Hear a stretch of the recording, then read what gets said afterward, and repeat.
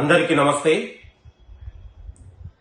IPL మ్యాచ్లు జరుగుతున్నటువంటి సందర్భంలో ప్రధానంగా తెలంగాణ యువత బెట్టింగ్ యాప్లకు పాల్పడి మీ జీవితాన్ని వృధా చేసుకోవద్దని కూడా విజ్ఞప్తి చేస్తా ఉన్నాను. తెలంగాణ పోలీస్ యంత్రాంగం బెట్టింగ్ యాప్లను పూర్తిగా నియంత్రిస్తూ ఉంది, కఠినంగా చర్య తీసుకుంటుంది. నిఘా పెట్టి మరీ ఉన్నటువంటి దాని వెనక ఉన్నటువంటి ముఠాను కూడా కట్టడి చేసే ప్రయత్నం జరుగుతూ ఉన్నది.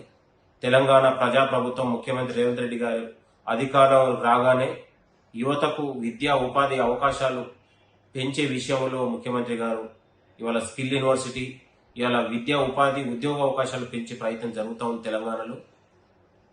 ఐపీఎల్ మ్యాచ్ అనేది వినోదాత్మకంగా చూసి ఎంజాయ్ చేయండి తప్ప దానికి బానిసై దాని జూదంగా అప్పులపాలై బెట్టింగ్ యాప్లకు పాల్పడి మీరేదో సంపాదించాలనుకొని అత్యాశలో పోయి తల్లిదండ్రులకు భారంగా మారొద్దని కూడా యువతకు కోరుతా ఉన్నాను. బెట్టింగ్ యాప్లు అనేది పచ్చి బోగస్. దాంట్లో మీరు భాగమై మీ జీవితాన్ని, మీ అమూల్యమైన జీవితాన్ని వృధా చేసుకోవద్దని కూడా కోరుతా ఉన్నాను. పోలీస్ యంత్రాంగం కూడా, డీజీపీ గారు కూడా మనవి, ఈ బెట్టింగ్ యాప్లపై కఠినంగా చర్య తీసుకొని యువత భవిష్యత్తుకు మీరు కాపాడే ప్రయత్నం కూడా చేయాలని కూడా మరి కోరుతా ఉన్నాను డీజీపీ గారికి.